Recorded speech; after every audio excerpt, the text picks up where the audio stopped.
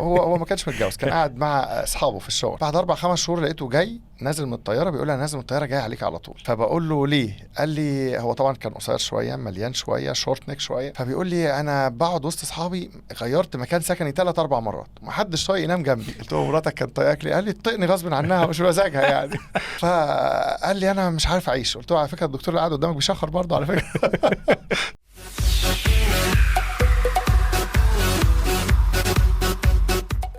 دكتور احمد، اهلا بيك معانا في بودكاست في العياده. اهلا بيك. انا متحمس لحلقه النهارده عشان تخصص جديد على البودكاست، يعني انف واذن وحنجره. انا سعيد وانا متحمس في ناس اكتر منك بتطالب بيك كتير والله. تحت امر الجميع طبعا، فوق دماغي. احنا عايزين نتعرف على حضرتك الاول. معاكم دكتور احمد الشرقاوي، استشاري انف واذن وحنجره وجراحات راس والرقبه، وفي ناس بيقولوا الحته اللي ما بين دي كده. على ذكر بقى الحته دي، احنا عندنا 3 امراض مزمنين شائعين جدا، كل الناس لازم يكون عدوا عليهم فيهم في حياتهم، سواء طفل او كبير. اللوز والجيوب الانفيه واللحميه. 3 حاجات ثابتين كده، لازم اي حد مننا يكون عدى عليهم قبل كده. بس هو الشائع دايما ان الامراض دي متردده على الناس، حتى لو خف بيرجع تاني، تروح ياخد علاج، يروح دكتور يخف، يرجع تاني. بالذات مرضى الجيوب الانفيه مثلا ما بيخفوش تقريبا، او فقدوا الامل ان هم يخفوا. ليه الحاجات دي اصبحت مزمنه وليه هي متردده؟ هو اكشولي باي ذا واي يعني، كنت زمان اول ما بدات كانف واذن كان دايما كان عندي مشكله ان يقولوا لي دكتور لوز ولحميه. انا يمكن في لحظه من اللحظات كنت خدت ديسيجن ان انا عايز اسيب الانف والاذن خالص، يعني عشان يجوا يقولوا لي لوز ولحميه من كتر ما هم منتشرين. وانا شايف ان ديت حاجه بتقلل مننا. لكن مع الوقت اكتشفت ان وظيفه الطبيب الرئيسيه ان هو يحل مشاكل الناس، ايا كان بقى هو شايف المشكله صغيره او كبيره. بس دي مشكله اللوز واللحميه احنا شايفينها حاجه بسيطه بالنسبه لنا كانف واذن، لا بس الناس عامله لهم مشكله حقيقيه. فمن الوقت اللي غيرت فيه الكونسبت بتاعي ده، بدات ادور على حلول حقيقيه للمشاكل اللي بيقابلها الناس بصفه عامه.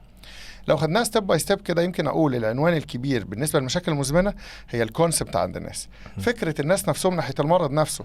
ناخد زي مثلا اللوز، الناس في دماغهم دايما كل ما يتعب ناخد مضاد حيوي وناخد علاج، كل ما يتعب ناخد مضاد حيوي وناخد علاج، ويمشي كونتينيوس على الموضوع ده باستمرار. طب احنا عندنا اي مرض ليه حل دوائي وفي حل جراحي. الناس دايما مصره على الحل الدوائي. اوكي انا مش معترض، انا نفسي بخاف من الجراحين، انا نفسي وانا صغير كنت بجري من الجراح مش عايز اشوفه. بس احنا كده ولا كده مضطرين في لحظه من اللحظات ان المرض اصبح علاجه غير دوائي، فمحتاجين حل جراحي.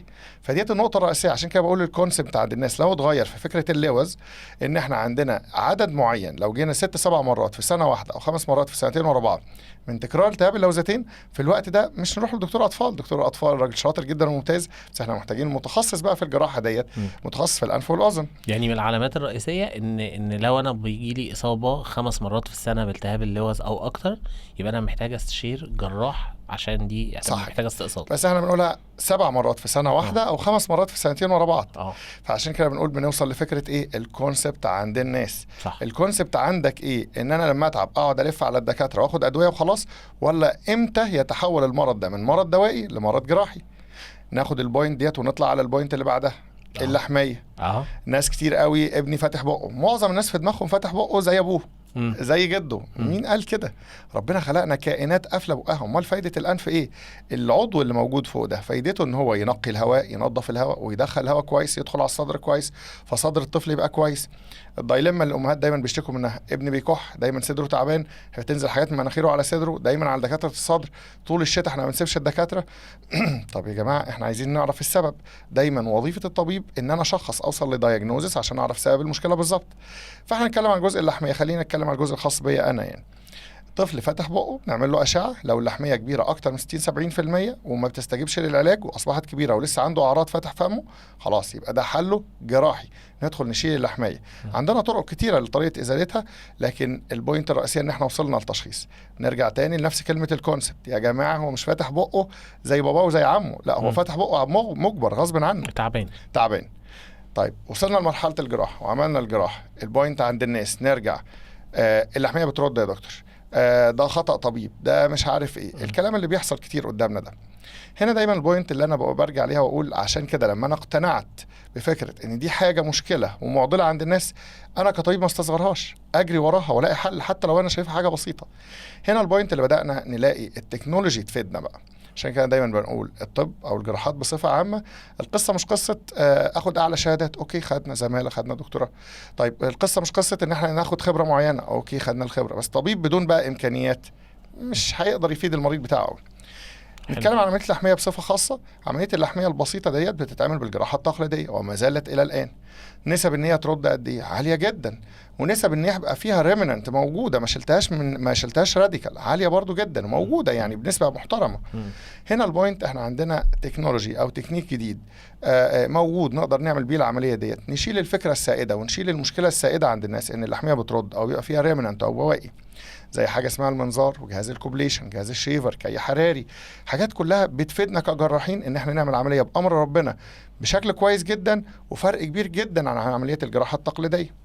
بناخد منها ونوصل برضو، انت ماشي في الحاجات اللي احنا شايفينها كجراحين انف واذن، ايه الحاجات البسيطه ديت، بس هي عامله معضلات عند الناس.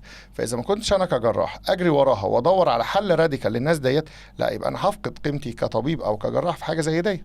ندخل على البوينت اللي بعد كده، عمليه سيئه السمعه، يقول لك عمليه الجيوب الانفيه او ايفن غضاريف الانف. ده مرض مزمن يعني، بيتعامل على ان هو حاجه مكمله مع اصحابها ما بتروحش.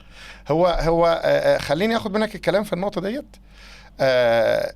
نفس الفكرة، أي مرض في الدنيا هو مرض حله دوائي إلى أن يفشل العلاج الدوائي ونفكر في العلاج الجراحي. يمكن أنا بتكلم على الحلول الجراحية شوية، أرجع شوية وأتكلم عن الحلول الدوائية. حساسية الأنف والجيوب الأنفية هو ده المرض اللي الناس بيقصدوا بيه في كلمة الجيوب الأنفية. يعني أي حد يقول لي جيوب أنفية خلاص أنا فهمت إن هو قصده على الحساسية، هو مش عارف يعني، يمكن ما يعرفش الاسم العلمي ليه. فحساسية الأنف والجيوب الأنفية مرض مزمن زيه زي الضغط والسكر، لازم نتعامل مع الأساس ده. ارجع تاني واقول نفس الكلمه، الكونسبت يا جماعه، نغير الفكره اللي في دماغنا.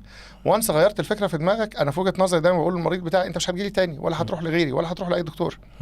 غيرت الفكره ان انا ده مرضي مزمن وعايز اخد روجيتا من الدكتور واكرر علاجي من نفسي وابدا احافظ على نفسي، خلاص انت كده مشيت في السكه الصح، مش هتحتاج حاجه خالص. طيب ما اقتنعتش بالحكايه ديت وانا عايز ادور على الدكتور الشاطر اللي يديني علاج راديكال وتبقى كويس وما اروحش لدكاتره تاني، مش هتلاقي الدكتور الشاطر، مش عشان دكاتره مصر مش شاطرين، لا خلاص اتفقنا ان هو مزمن. هي نغير الفكره عنده بس مش اكتر من كده.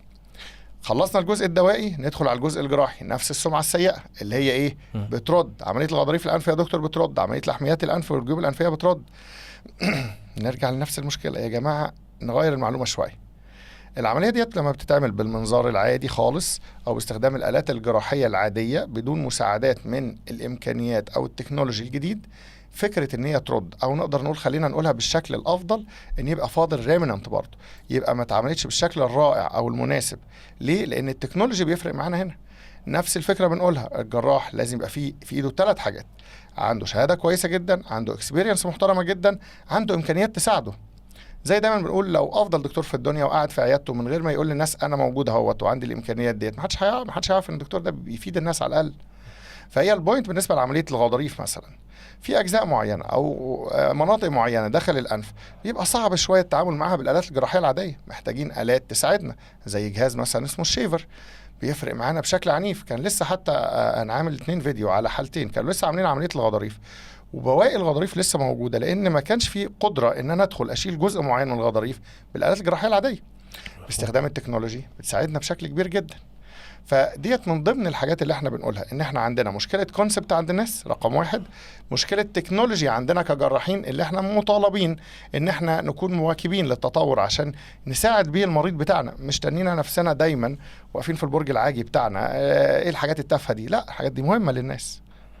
طب انا يعني في من ضمن الكونسبتس الجديده اللي انا اعرفها بحكم شغلي واللي انا اتفاجئت بيها برضو، ان الليزر، جراحات الليزر دخلت في المجال بتاع حضرتك، وانها مثلا ممكن دلوقتي اعمل استئصال اللوز بالليزر. هل ده فعلا موجود وله فعاليه افضل من الجراحات التقليديه؟ كلمة الليزر دي كلمة لذيذة قوي. يعني سهلة علينا احنا عشان احنا يعني مش عامة الشعب. لا زي ده، ما احنا عامة الشعب يعني. بس هي البوينت كلها، الليزر حاجة عملت إيرا رائعة في التسعينات وأوائل الألفينات. بس بالنسبة لنا كأنف وأذن ليها استخدامات، وليها استخدامات رائعة وممتازة. بس خلينا نتكلم على الحتة اللي تهم الناس. عملية اللوز بالليزر عملية نادرة، ما بتتعملش، ما لهاش سيجنيفيكانت عالي قوي، بتتعمل ككلام ساينتفك يمكن في امريكا ولا حاجه. لكن ما بتتعملش فعليا في مصر وفي العالم كله. انا مش مضطر اعمل عمليه الليزر بصفه عامه، عمليه اللوز بالليزر مش مضطر ليها، لا هي هتفيدني فاينانشال ولا هتفيدني كميديكال. فاحنا اللوز بالليزر خلينا نقول ان هو فكره عامه الناس بيقولوها على اي حاجه متقدمه، يقول لك اللوز بالليزر، اي حاجه جديده اللي هو حاجه بالليزر، فاهم قصدي؟ لكن هو اكشن ما فيش حاجه اسمها لوز بالليزر. خلينا نقولها بطريقه تانية، نقول ان عمليه اللوز عمليه جراحيه بتقام بالجراحه العاديه باستخدام الغرز، باستخدام المشرط، باستخدام الخياطه. بقى في برضه استخدام تكنولوجي فيها، ان احنا بنستخدم اجهزه حديثه فيها بدون استخدام غرز، بدون استخدام مشرط. هي الفكره فيها كجراحين او كاطباء بندور على حاجه تفيد العيان بشكل اكبر. كل ما اهرب من الغرزه اللي بتتعمل داخل الحلق كل ما كان الوضع افضل. فاستخدام جهاز زي الكوبليشن حاجه متقدمه جدا، موجود دلوقتي المرضى المنوفيه نقدر نعملها بسهوله جدا ليهم، ودي حاجه من افضل الحاجات. هو جهاز الكوانتم كمان. فهي ديت البوينت هنا، نرجع تاني لنفس الفكره، بقول نغير الكونسبت عند الناس زائد نستخدم الحاجات الحديثه عشان نحل لهم مشاكلهم. طيب انا يعني في مصطلح في السوق منتشر ومعروف اللي هو الولاده بدون الم، بس حاجه اللي كانت جديده عليا واحنا بنعمل برودكشن للحلقه دي اللي هو ايه لوز بدون الم. يعني ايه لوز بدون الم؟ انا فاهم الولاده بدون الم كويس، بس جديده اللوز بدون الم دي. والله مصطلح جميل. انا بصراحه كنت اول ما جبت الكوبليشن عشان اشتغل بيه كنت بفكر اعمل الحكايه ديت، بس احنا بتوع ماركتنج فالمصطلحات دي بتفرق يعني. والله كنت بفكر فيها جزء ماركتنج، بس في الاخر رجعت لله صح للصحيح يعني، ولازم اكون امين تماما مع المريض بتاعي. حتى في الدعايه ليه بصفه عامه لازم اقول للمريض بتاعي كل حاجه. اي مكان هي احنا بنحاول كاطباء نقلل المشاكل الناتجه عن العمليات الجراحيه بصفه عامه عشان نريح الناس على الاقل، بس في الاول وفي الاخر دي اسمها عمليه. يعني دايما بقول ايه، عمليه اللوز هنقطع حاجه من زور الطفل، طب انا هقطعها بقى بمشرط، هقطعها بمقص، هقطعها بكي حراري، هقطعها بجهاز كوبليشن، هقطعها بجهاز كوانتم، كلها قطع. هي بتقلل الالم. فما فيش حاجه عندنا في الانف والاذن اسمها بدون الم، لكن خلينا نقدر نقول عليها باقل درجه ممكنه من الالم. وديت اللي اصبحت متاحه للمريض المنوفيه بعد ما كانت فتره طويله محترمه مش متاحه. التكنولوجي ده كله بقى موجود ونقدر نعمله له، متاح جدا دلوقتي.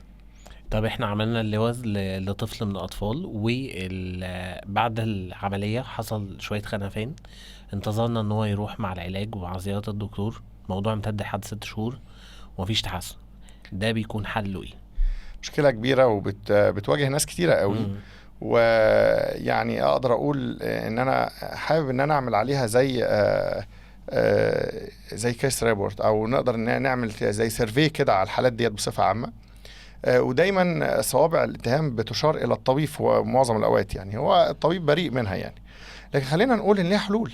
هي القصه كلها ايه؟ معظم المرضى بيدوروا على يتهموا مين.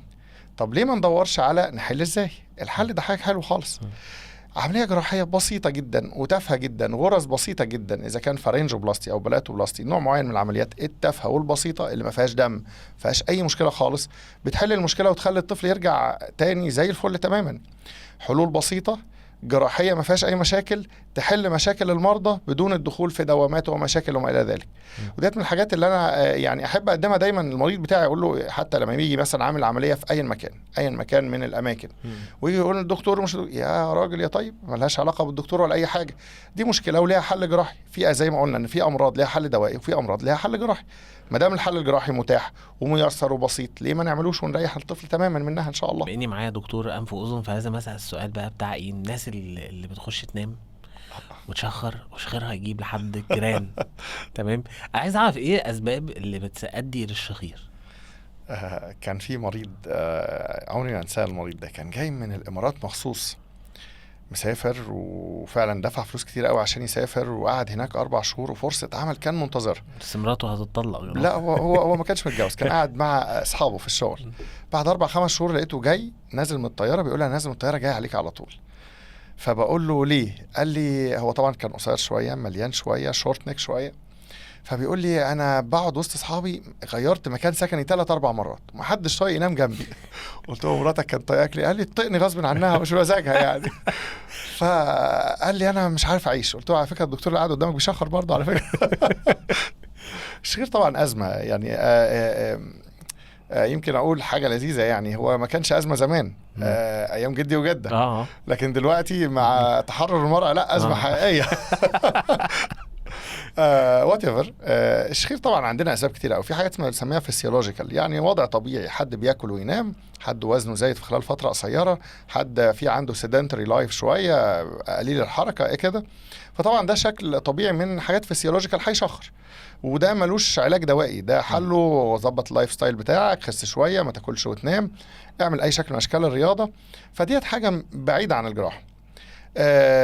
الشخير بقى الجزء اللي احنا بنتكلم عنه الخاص بينا اللي هو الشخير اللي حله جراحي، لازم كلمة التقييم هنا. دايما بقول نفس الفكرة، أقيم المريض بتاعي. احنا عندنا 3 أماكن لانسداد التنفس اللي بيحصل في خلال النوم بالليل، يا إما الأنف، يا إما سقف الحلق، يا إما تحت في قاعدة اللسان. كل ما قيمنا المريض بشكل أفضل عشان أعرف سبب المشكلة بالظبط، كل ما كان الوضع أفضل. كان زمان العمليه اللي بنعملها هي عمليه كبيره جدا، بنعمل عمليه كبيره قوي في الانف وسقف الحلق وندخل في قاعده اللسان، فتلاقي المريض يمكن بعد العمليه حتى يدخل عنايه. لكن دلوقتي بقى عندنا تكنولوجي وامكانيات ان نقدر نعمل للمريض، نحدد المشكله بحيث اعمل له مينيمال انفيجن وذ ماكسيمم جين، اعمل له عمليه بسيطه خالص ويستفيد منها جدا. زي مثلا حاجه عندنا اسمها الدايس، ادخل بالمنظار المرن والمريض نايم في اوضه العمليات نوم بسيط خالص، وادخل ابص عليه وهو نايم واشوف المشكله فين بالظبط واحلها. بقى عندنا تكنولوجي تاني اسمها الشيء الكوبليشن والشيء والكوانتم. الحاجات دي بتساعدنا ان احنا نعمل عمليه بسيطه مش مؤلمه ما فيهاش مشاكل كتير بالنسبه للمريض بحيث يستفيد منها. هنا دايما بقول نفس الفكره اللي انا بحب ارجع لها، الامكانيات بتفرق معانا كجراحين جدا، وبتفرق مع المريض بتاعي ان هو يستفيد من اللي انا هعمله له. مش هدخل بالعمليه الاجريسيف القويه اللي كنا بنعملها زمان، اعمل عمليه في 3 اماكن في ال3 حتت اللي بيتنفس منهم، من مناخيره ومنظوره وسقف الحلقه او قاعده او الجزء بتاع الهايبوفارنكس من تحت. اكيد يعني بيبقى الوضع صعب شويه، لكن دلوقتي مع استخدام التكنولوجي نوعا ما بقى الموضوع ميسر اكتر، اسهل اكتر، بالذات مع جهاز زي الكوبليشن بالنسبه للمريض بيحسن الدنيا بشكل افضل بكتير يعني. وعلى الاقل ما حدش هيطلع اليومين دول عشان الشخير. طيب احنا يعني عاجبني في الحلقه دي ان احنا بنفك برضه مفاهيم غلط كتير وبنفهم الصح. انا برضه يعني في حاجه من الحاجات اللي عدت عليا ان في عمليه غضاريف بدون جراحه وبدون ألم، فانا محتاج اتاكد ان المعلومه دي صح ولا لا، وهي المفروض الصح بتاعها ايه؟ هي نفس الفكره لسه قايلها من شويه. خلينا نحط كلمه بدون ألم في الثلاجه شويه. هي في اي حاجه ممكن نعملها بدون ألم يعني هنظبطها يعني مش هتبقى صعبه يعني. لكن هي ما فيش حاجه اسمها بدون ألم. هي باقل درجه ألم، لان في الاول في الاخر جراحه. انا هحط مشرط في الانف او وات ايفر، هستخدم جهاز هيبقى فيه ألم بس هو الاقل ما يمكن يعني. غضاريف بدون ألم أو نقول عليها غضاريف بدون جراحة هي متاحة برضو بنفس الفكرة، باستخدام حاجة اسمها جهاز اسمه الشيفر. بندخل نصغر حجم الغضروف بشكل كبير جدا، في بعض الأحيان بالتخدير الموضعي، يعني بدون عملية. المريض قاعد قدامي على الكرسي عادي خالص، باستخدام جهاز الكوبليشن بدخل بعمل له تخدير موضعي للأنف، مش هيحس بأي شيء خالص، وحجم الغضروف نفسه بيصغر، وبياخد بعدها مناخيره بيبقى فيها شوية قشور وإفرازات لمدة حوالي 2 ل4 أسابيع ماكسيمم، وبعد كده تلاقي المريض بيتحسن. ممتاز، بدون عملية، بدون دم، بدون فتيل. الفتيل ده لو تسمع عنه الناس كلهم بيخافوا منه يعني. فهي اصبح الامر متاح دلوقتي، ومتاح هنا في المنوفيه، ومتاح لاهالي الشهداء كمان في كل مكان، بتيسير ربنا ان شاء الله باذن الله وبدون مشاكل كتير. طب انت بقى يعني بيقابلك اكيد مواقف مضحكه كتير في العياده، يعني انا حابب ان انا اضحك شويه يعني. انت ايه اكتر حاجه ممكن تكون بتعدي عليك في عياده وكل يوم مفيش عيان ما بيجيش يقول البقين دول مثلا؟ اكيد طبعا في مشاكل كتيره جدا بنقابلها يعني، او حاجات من الحاجات الجميله المضحكه. يعني يمكن من اكتر الحاجات الجميله او الواحد ضحك عليها بصفه عامه، بس يعني هي ضحكنا في الاول وزعلنا في الاخر يعني. مريضه كنت برضو بعمل لها عمليه منظار انف، بعد ما خلصت قعدت تشتم حماتها قوي، وانا مش واخد بالي ان حماتها جنبها اصلا. فانا داخل وطالع عمال اضحك يعني، هي بتقول ايه؟ طب واخدها هزار يعني، طب هي كان قصادها مين ومش عارف ايه. في الاخر لقيت حماتها اللي قاعده بره. في اخر اليوم لقيت المسات وبيكلموني بيقولوا على فكره الست دي اتطلقت. انا ضحكت في اول اليوم بس زعلت في اخر اليوم يعني. يا جماعه ما ينفعش نخلي اهل المريض نستنى لما يبقى في افاقه كامله بنسبه 100% يعني. ما تدخلوش حد، ما يصعبش عليكم، لا خلوه كده لغايه ما يفوق بنسبه 100% عشان ما يقولش اي كلام يعني. تقابلنا مشاكل كتيره يعني. طب ايه اكتر حاله ممكن تكون عملت معاها جراحه وما قدرتش تنساها من كتر ما كانت صعبه ومعقده ما تتنسيش؟ لا خليني اقول افضل حاله واحسن حاله شفتها، مش فكره صعبه، لكن هو مريض عمري ما انساه. مريض بعد ما خلص الجراحه، زي ما لسه بقول لك من شويه، في مرضى بيخلصوا الجراحه يقوموا يشتموا ويقولوا وات ايفر يعني. مريض خلص الجراحه، اول ما فاق قام رافع ايده وقرا سوره الكهف كلها. ما شاء الله. يعني انا المريض ده اتعلمت منه باي ذا واي فكره الملكين، سؤال الملكين من ربك ومن دينك. بصراحه اللي هيعيش على حاجه هيبعث عليها. فالمريض ده عمري ما انساه في حياتي، يعني ربنا يبارك له يعني حقيقي. طب انت شايف جراحات الانف والاذن وصلت لحد فين في مصر، وهتوصل لحد فين يعني، او مستقبلها وصل لفين؟ بما ان احنا بنتكلم على تطور ملحوظ في وجود اجهزه بتجنبنا جراحات معقده واولد سكولز كانت بتزعل العيان شويه في الجراحه. السؤال ده جميل قوي. انا يمكن من الناس اللي عندهم تفاؤل شديد ورغبه شديده في ان الموضوع يبقى افضل. خليني اقول ببساطه وانا مستريح ومطمن ان علم الانف والاذن من العلوم اللي تم توطينها في مصر. يعني عندك مرجعيات فيه، عندك يعني زي ما نقول ريفرنس حقيقي ليه. المريض في مصر كلها مش محتاج يطلع بره عشان يعمل اي حاجه، غير علوم كتيره بعيدا حتى عن الطب. في علوم كتيره مش متوطنه، مش موجوده عندنا في مصر. لا، عندنا ريفرنس وعندنا سبيشاليتي وعندنا وضع رائع. المنوفيه انا شايف ان الموضوع بقى اروع، بقى بشكل افضل. بقينا نقدم للمرضى بتوعنا حاجات امكانيات دلوقتي. مثلا نقدر نعمل مثلا بقى في مايكروسكوب، بعمل عمليات الميكروسكوب بره المستشفيات، في المستشفيات الخاصه عادي بنعملها عادي. موجود عندنا في المنوفيه. موجود وبنشتغل بيه العمليات زي تسوس عظام الاذن. عندنا امكانيات كبيره. كنا في اول ما جينا بناخد التخصص كنا بنعمل العمليات العاديه بالمرايه العاديه، المرايه اللي في الراس. بقى التكنولوجي ساعدتنا في الابجريدنج بشكل حقيقي.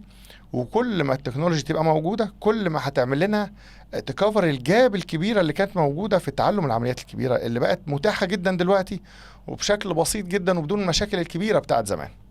فالامر الامر بروميسنج جدا، وانا شايف الوضع كويس جدا في كل المجالات، اذا كانت الانف او الاذن او حتى الحنجره، بشكل مناسب جدا للمريض ومريح كمان ان شاء الله باذن الله. طبعا مش هسيبك تروح لما تدينا روجيتا نمشي عليها عشان نتجنب مشاكل التغيرات الموسميه بقى بتاعت الانف والاذن.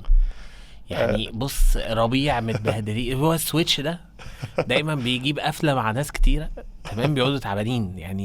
لا، انا عايز فعلا نصايح اقدر استفيد منها بشكل عملي لتقلبات والتغيرات الموسميه. خليني اقولها لك في صوره موقف برضو. لا يكلف الله نفسا الا وسعها. كنت شغال في اول حياتي في التجمع، فكان بيجي لي ناس يا دوب بس من يوم ترابي خفيف الاقيهم متبهدلين، رشح بقى وعطس وعينيهم حمراء، حالتهم فعلا سيئه، ما بيتنفسوش. ده من يوم ترابي خفيف. في المنوفيه بلاقي حد شغال في الارض الزراعيه وشغال مع الحيوانات الاليفه وزي الفل وعنده حساسيه برضه، ويا دوب يحط ادابتيشن شويه يعني. مش ادابتيشن، لا هقولها لك بجانب ديني شويه، لان انا شفتها بجانب ديني ليها طبعا تفسير علمي بس انا ميال شويه للجانب الديني فيها يعني. بصفه عامه بلاقي المريض كده، ويا دوب لو هو مثلا شم بليدج مثلا معطر مثلا، تلاقيه بيتبهدل بمعنى الكلمه. فلا يكلف الله نفسا الا وسعها. مثلا عندك 10 نقط يعملوا لك حساسيه، بيتعبوك، بخور، كلور، فينيك، برفان، حاجات مثلا كده، روائح نفاذه كده، نقول لهم 10 نقط. في 8 مش في ايدك و2 في ايدك. مثلا الراجل اللي شغال في الارض الزراعيه ده اكل عيشه وده راس ماله، فهو ده مش في ايده. انما ايه اللي في ايده؟ شويه البخور، شويه الكلور، شويه البرفان، دول في ايده، تمام كده. فلو هو سيطر على الاثنين اللي في ايده تلاقي ربنا سهل له الثمانيه اللي مش في ايده. ده اللي يفسر ان شويه تراب بيتعبوا حد في التجمع بينما الارض الزراعيه كلها ما بتتعبش حد في المنوفيه. فهي ديت البوينت. اعمل اللي تقدر عليه، ابعد عن روائح النفاذه، ابعد عن البرفيوم بصفه عامه. لو انت بصفه عامه كل واحد عارف المشكله بتاعته، يتحسس من ده ولا لا، يحاول يبعد عنها على قد ما يقدر. يقتنع ان المرض ده مزمن، ياخد العلاج بتاعه باستمرار، البخاخه واقراص الحساسيه، ويستمر عليها بانتظام. يوم ما يقتنع يغير فكرته ويحافظ، هتلاقي الدنيا كويسه. ما هو في ناس بتقول لك ان البخاخه دي حاجه شبه ادمان، واحنا مش عايزين نمشي عليها على طول عشان مش هنعرف نتنفس من غيرها وما نحسش احنا نورمال من غيرها. فهم بيتعمدوا ان هم يتجنبوا البخاخه كعلاج مستديم. ما هي ديت بقى الكلمه اللي انا قلتها في اول الكونسبت اللي محتاج يتغير. عايزين نغير الكونسبت نفسها. هي ما فيهاش تعود، ما فيهاش اي حاجه خالص، بس علاج زي مريض الضغط بياخد علاجه كل يوم. وانس انا اقتنعت ان ده علاجي خلاص انا هاخده، مش هحس ان في لود عليا، مش هحس ان في مثلا هوم وورك لازم اعمله، لا ده عادي، ده روتين بتاع حياتي الطبيعي يعني. فيوم ما نقتنع بالفكره ديت زي ما قلنا نعمل اللي نقدر عليه، ناخد علاجنا بانتظام، مش هنحتاج للدكاتره اصلا، لا ليا ولا غيري. احنا محتاجين ليك والله يا دكتور. ربنا والله يبارك فيك. انا بحب الحلقات بتاعه الجراحه بجد يعني. الناس الجراحين دول بحسهم ارتست في مهنتهم. ربنا يبارك يعني فيك. احنا انبسطنا جدا بالحلقه دي، ويعني وقت حضرتك ميرسي عليه، والمعلومات القيمه اللي احنا خدناها من حضرتك. انا اللي ميرسي جدا على وقتكم، وكنت مبسوط جدا معاكم يعني، وتحت امركم ربنا في اي يخليك يا وقت. دكتور، نورت البودكاست في ميرسي العياده. جدا، ميرسي جدا. استنونا في حلقه جديده من بودكاست في العياده، هيكون معانا دكتور جديد ومواضيع جديده وتخصص جديد. سلام.